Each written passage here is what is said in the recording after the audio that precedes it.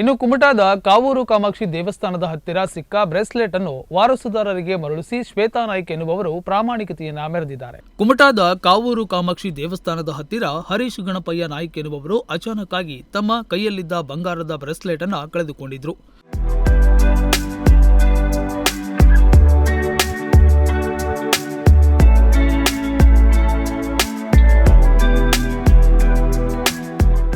ಎಲ್ಲಿ ಕಳೆದುಕೊಂಡಿದ್ದೇನೆ ಎಂದು ಎಷ್ಟು ಹುಡುಕಾಡಿದ್ರೂ ಹರೀಶ್ ನಾಯ್ಕ್ ಅವರಿಗೆ ಬ್ರೇಸ್ಲೆಟ್ ಕುರುಹು ಸಿಕ್ಕಿರಲಿಲ್ಲ.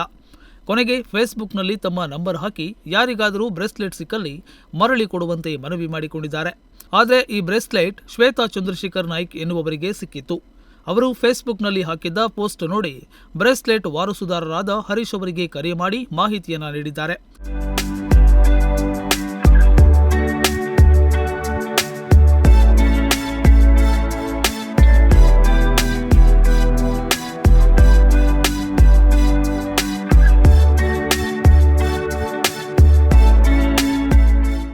ಬಳಿಕ ವಾರಸುದಾರರಾದ ಹರೀಶ್ ಅವರಿಗೆ ಬ್ರೇಸ್ಲೆಟ್ ನೀಡಿ ಪ್ರಾಮಾಣಿಕತೆಯನ್ನ ಮೆರೆದಿದ್ದಾರೆ.